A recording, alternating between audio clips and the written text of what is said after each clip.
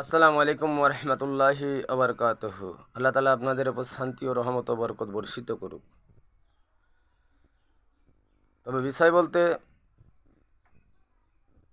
সত্য কথা বলা মহাপাপ।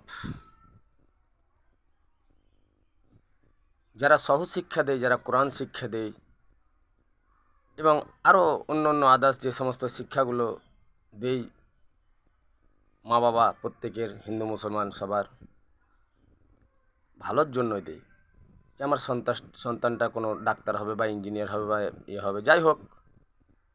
এবং আমাদের মুসলিম সমাজের হয়তো মাদ্রাসাতে দেই, ভালো হবে, একজন ভালো ছেলে হবে, মা বাবাকে দেখবে। তিনারাও কত আশা করেন যে আমাদের সন্তানেরা পুলিশ হবে, মিলিটারি হবে, যাই হোক, হতে পারে। কিন্তু আজকাল সমাজ শুধু চোর, চুরি, সুদ, এই সমস্তগুলো যে বলেছে না কিয়ামতের আগে এগুলো পানির মতো লাগবে, কাউকে কিছু মানে বুঝতেই পারবে না যে আমি একজন জেনাখোর। সুদ খাওয়া মানে বুঝে নিন, এর আগেও আমি বলে দিয়েছি। শুধু মুখে বললে না, কোরআনটা খুলে দেখতে হবে, হাদিসগুলো পড়ে দেখতে হবে। ভালো মানুষকে পাগল বানিয়ে দিবে এই সমস্ত সমাজের লোক, যারা বোঝে না, তারাই এখন নেতৃত্ব দেবে। আপনাদেরকে বলছি বাবা ভাইয়েরা, শিক্ষাটাকে কাজে লাগান, সহশিক্ষা। আমরা মানুষ, মানুষের প্রত্যেক মানুষের উপকার করতে হবে এবং ভালোবাসতে হবে। তাহলে আমরা ভালো নেতা হতে পারবো। ইনসাফ দিতে হবে মানুষকে।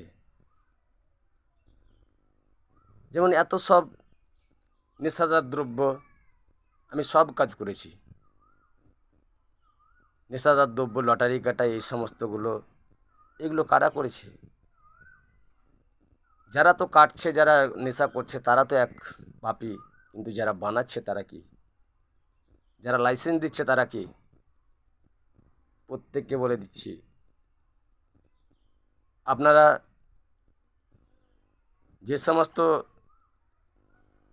কাজে লিপ্ত আছেন, এই জন্য আমি বলেছি যে শুধু চোরটাকে ধরলাম না, চোরের মালিককে ধরতে হবে। কে সে চোরের পেছনে হাত থাকে? যে কোনো ব্যবসার পিছনে, 2 নম্বরি বা খারাপ কাজের পিছনে এক একজনের বড় বড় মানুষের হাত থাকে, তাদেরকে ধরতে হবে। তাহলে আমরা ভালো জায়গায় চলতে পারবো। আল্লাহ নবী সাল্লাহ সাল্লাম 1450 বছর পূর্বে বলে গেছেন। আসসালামু আলাইকুম রহমতুল্লাহ।